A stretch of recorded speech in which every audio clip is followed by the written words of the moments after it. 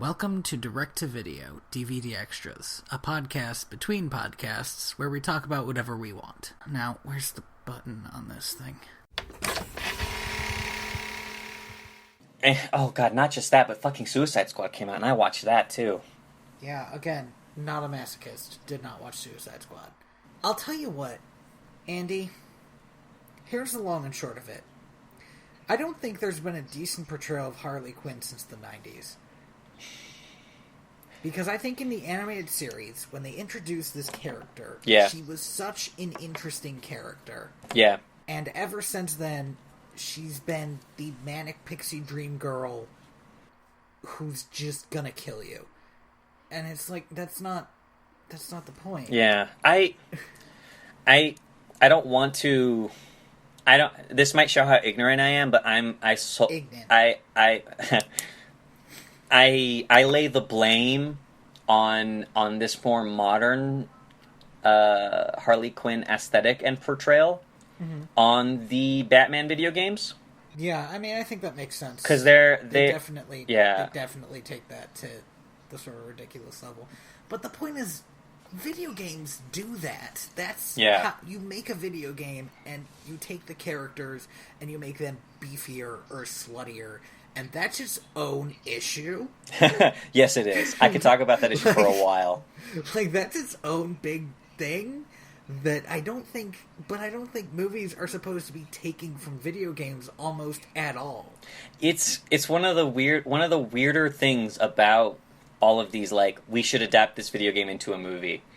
I don't know if you've ever done this, but I used to do this when I was younger,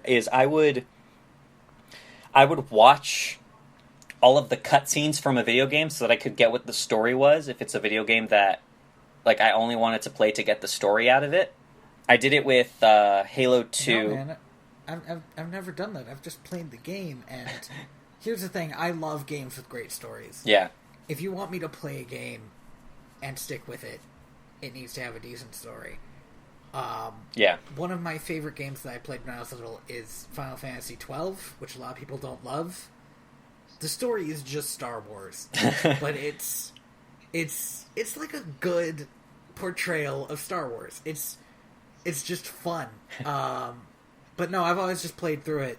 I mean, you can find cutscenes online now. A lot of games I played didn't do that thing where they'll give you the cutscenes separate. Yeah, I stopped doing that really quickly because, holy shit, so many video games, the only reason the story works is because of the gameplay giving you enough time to forget how fucking ridiculous all of the plot contrivances are. Like, so many games rely on the fact that, alright, in between this cutscene and this cutscene, we're gonna have about 45 minutes of just heavy action.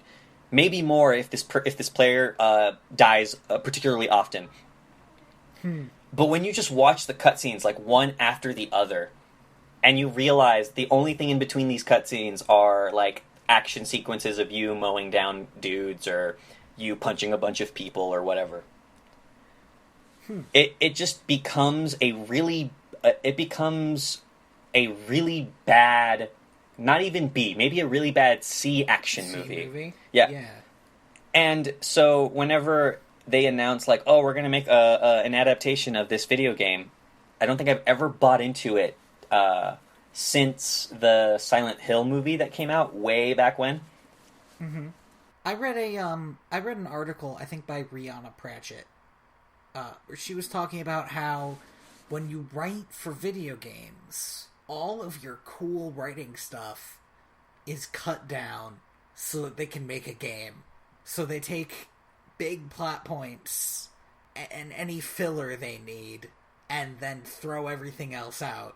And she has written a lot of games that have really bad story because they got rid of all the story part.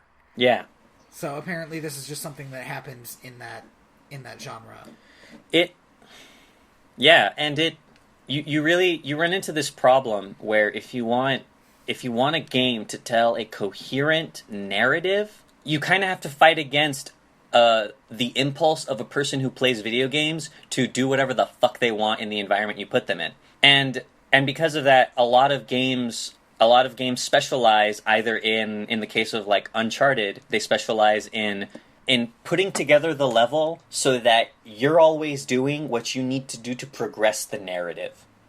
Right. They railroad you in a way that makes it feel natural. Yeah, and heavy respect to being able to do that, because that's really hard. Or they write the story in such a way that what you do either doesn't impact the story at all, because the story's not about you, it's about the people you work for or whatever. Mm-hmm. Like in a Pokemon game. Or the narrative is above your character, in the case of like an MMO or Destiny, where the story's going to happen regardless of what you do, because so many other people are doing what you're doing. And then you have kind of the in-between video game, like because those are two ends of a spectrum, but then you have, you know, like your Assassin's Creeds and your Mass Effects and your like whatever other games that exist that like manage to construct a story that it goes hand in hand with the gameplay. Mm-hmm. But those stories aren't that good because they rely so much on the fact that I'm the person experiencing it. Yes. And that. And speaking of which, Assassin's Creed is going to be so bad, right? The reviews have come in and it has already failed. Oh. So. I mean, I could see the writing on the wall. That was particularly bad video game writing in those games. Yeah. The idea of adapting that to a movie is crazy. The only way I can see it being done, because I can see it being done, but it has to be done in the vein of like National Treasure. That might work. You could almost, where it was like secret society stuff. You could almost make a Matrix-like movie out of it. Yeah, that too. That would work too. But I don't think they did. I think they just made a really bad movie. From what I've heard, they made a really boring action movie, which that's a pity. That is a pity because like if you're gonna write a bad action movie, you can at least have enough action that people don't realize how boring it is. Yeah, or God forbid, make a good action movie. Fuck, I mean, don't say crazy stuff. I mean, in a world where I'm so spoiled. I'm spoiled by the existence of John Wick has spoiled me. Yeah, I don't think I've ever seen a John Wick movie. It's really good, the one movie that exists. Okay. The biggest thing I think about that Assassin's Creed movie is the reason I played the original Assassin's Creed was the promise of being able to see. I forget what city it took place in. That was like Middle East, like Jerusalem or somewhere, right? Yeah, I think it was Jerusalem. Oh, or maybe it was Mecca. It was a Middle Eastern. That's so ignorant. I'm gonna look it up. I know but it was a holy city that has so much cultural weight behind it now. Yeah, and yeah, that was my favorite thing: being able to climb on these buildings, look around, see all the cool stuff. And I think that was why there were 3 games that took place in and around Rome, so you could see all that stuff too. Just the ability to be immersed in this historical setting. Mm-hmm. And then like the crazy like alien like I forgot it was aliens. Oh my gosh. Yeah, like all of that crazy shit was fun and schlocky, but the promise of Assassin's Creed was always like getting to go to these historical places, which is why I stopped playing Assassin's Creed after I think it was Brotherhood. Because then it was getting to too recent stuff. Like, hey, you're a Native American assassin now, climb this tree. Well... But even... Okay. Even then, those aren't particularly, like, I don't want to play a video game set in the... Well, okay, I do want to play a video game set in the Revolutionary War, but I don't want to play an Assassin's Creed game. I want them to make a Hamilton video game. That would be... in full... Like, as a full musical where you also shoot things, or just set? I think it would be a full musical. I don't know how much shooting there would be. I think it would have to be more like a side-scroller type game. I don't know. I'm not a game designer. I'm going to tell you this just because I know about it, and I don't know how true this is, but I heard, and I never followed up to see if it's true because I want it to be true in my heart of hearts. Absolutely.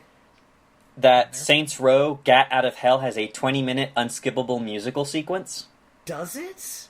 I think I saw a playthrough of that one. Gosh. The Saints Row does shit like that, though. Yeah. That's why I like Saints Row, despite the fact that it also does all the bad video game stuff, but it's completely aware of it. Like it does like being awful to women, and it does like really playing up gang violence like it's great. But it's so fucking goofy. It really hits that. It hits the point of parody. Yes, it does. And I don't particularly like the Saints Row video games. They've never been my thing. I don't particularly like it either. I like the tone of them. Yeah, but I got to watch a stream. In fact, hosted I by. Need to say this. Never played one. Okay, I have watched playthroughs of them. I have played them, and they are fun to play. I will give them that. They are very well done games. I got to watch a stream by the company that made them, the video games, that made the Saints Row games, Volition, I think they're called. Okay. And on their stream, one of the video game designers was talking about all the crazy stuff that they wanted to do for Saints Row 3 that they had to cut out. Oh, okay. One of them was that they were going to add jiggle physics to the crotches of all the men in the game. That would have been so good. That would have been so on point. And they had to take it out because when the ratings board saw that, they were like, no, we're going to give this game like a porn rating. Fuck you, you can't do this. And then one of the developers asked, well, what about the jiggle physics on the women's breasts? And they were like, well, no, that can stay in. That's so fucking terrible. And I heard that and I was like, God, fuck, man. Like, how fucked are we? Yeah, that's absolutely ridiculous. But what I was saying earlier is like the promise of Assassin's Creed was always like going to these like settings that you don't normally think about as being interesting, like the Holy Land during the Crusades, like following a character of like non-European descent, I believe. Yeah, that's. He's I can understand why that's pretty important too, especially in a video game. There's so many white people in video games. Especially in a video game in 2007. Yeah. Like, so but cool. Here's and the like, problem. They really shouldn't have based their entire game off the idea that the world would end in 2012. I think that was a last-minute thing. That was so bad. They're like, oh, it's the distant future of 2011. The guys, that's 4 years from now. You know what I just remembered existed because I was watching TNT with my dad when I was visiting for Christmas. What's that? That there was a 2012 movie. Oh yeah. I completely fucking forgot that happened. That's another movie I did not watch because I don't hate myself. Yeah, that movie looks. I don't even know. People have said that was the disaster. That movie was the disaster that was prophesized. That was foretold. Yeah. It's pretty bad. Oh my, Syrian Muslim. That's what Altair ibn La'ahad. God, like that's so cool, and it really, and the second game also takes place in kind of this unconventional setting. You know, like most people don't think about the how kind of fucked up the politics of Rome were. Oh yeah. Like with the I forget what the families were. These two families who were both vying for popedom, and how like that's such a cool setting and so unconventional. And so when they announced for the third game, like, oh, we're gonna do the Revolutionary War, that's like the Revolutionary War is a thing that is talked about in like every history class in America ever. Yeah, I don't want. Here's the thing why I feel like I might be able to give them the benefit of the doubt a little bit. Yeah. I don't know that a lot of the people who actually made the game are American. Maybe at that point they were. They're not. They're Canadian, specifically Quebecois. Okay. So maybe... Okay. So maybe... They're French Canadian. Okay. It's fine. It's fine.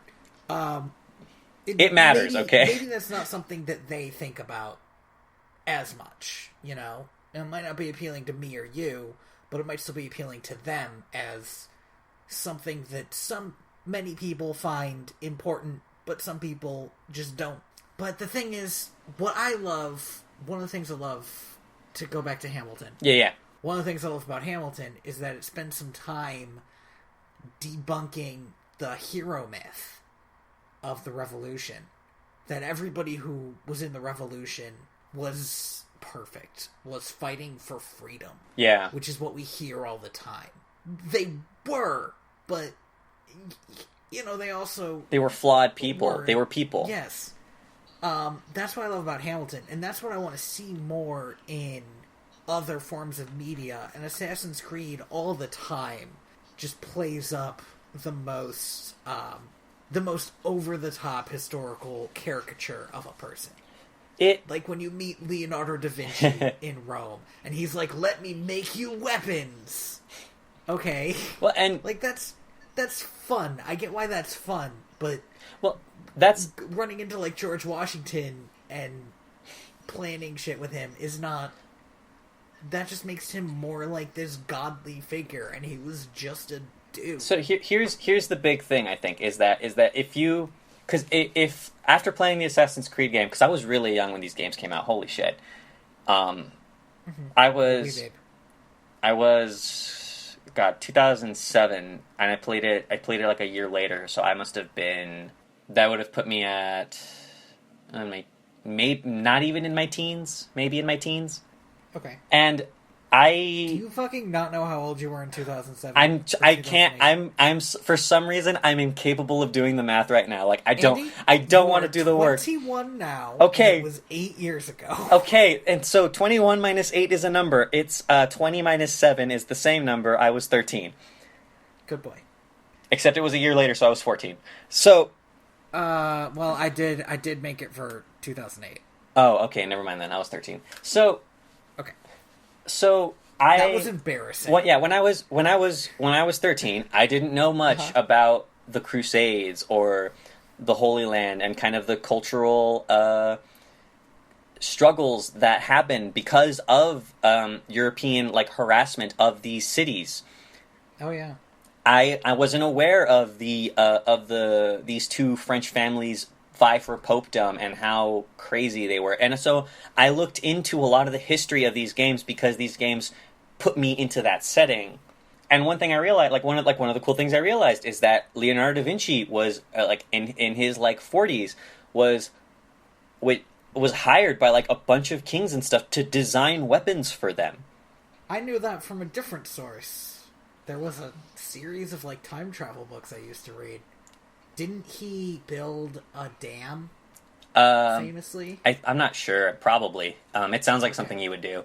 But I seem to recall, and this, I don't know if this was fictional because I don't recall where I read it. Yeah, I think he was hired to help conquer a village, and so he built a dam, and then that village wouldn't get water unless they gave in. Listened up, you know. Was it Magic Treehouse?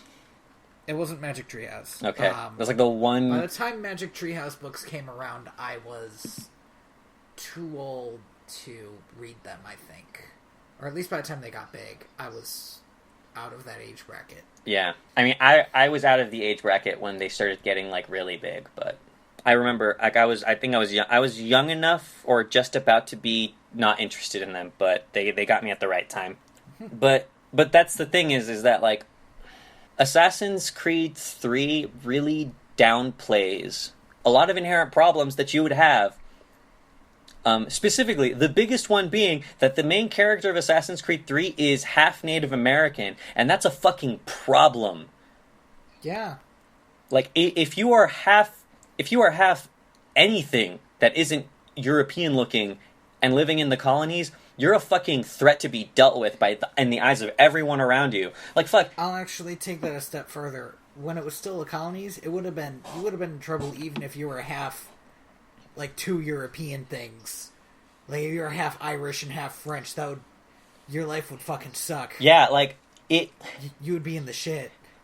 And George Washington at the end of the day, their portrayal of George Washington as being a dude who is willing to chummy up with the dude who's half Native American really does not portray what that history was in a way that's infuriating. Thank you for listening to Direct-to-Video VHS DVD Extras. I have been your host, Tony Robusto. I have been your host, Andy Luke, I am your daddy, Reyes. Oh! Literally, I can't stop myself from doing it anymore. But come on, man. I was going to say, do not choke, but then I couldn't remember what the third word was. I was like, it's not ambitions. Shit, hurry, come up with something else. Aspirations. But... Oh, man, I'm sorry. Just get it out of your system. Jesus. Okay. You good? I am so sorry. That was not the reaction I expected or wanted. Oh, man. As always, you can find us at direct2.video. You can find me on Twitter at royalty_valens. The underscore is important. And, jeez.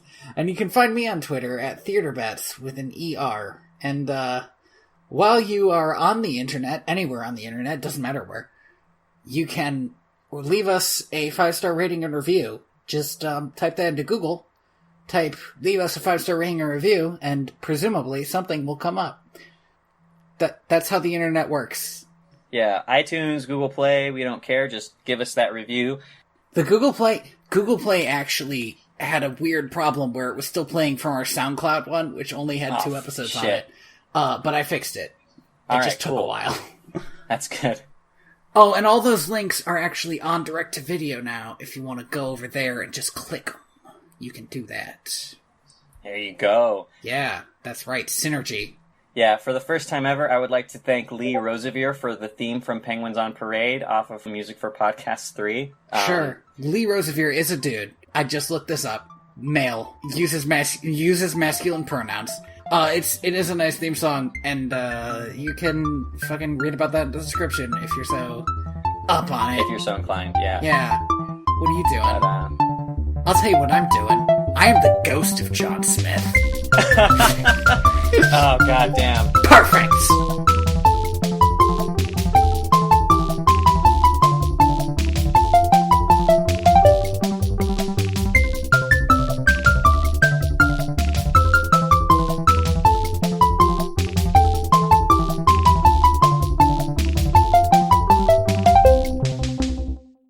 And then I think what we decided on for the next movie was, or what I decided on was Brother Bear 2. That's right.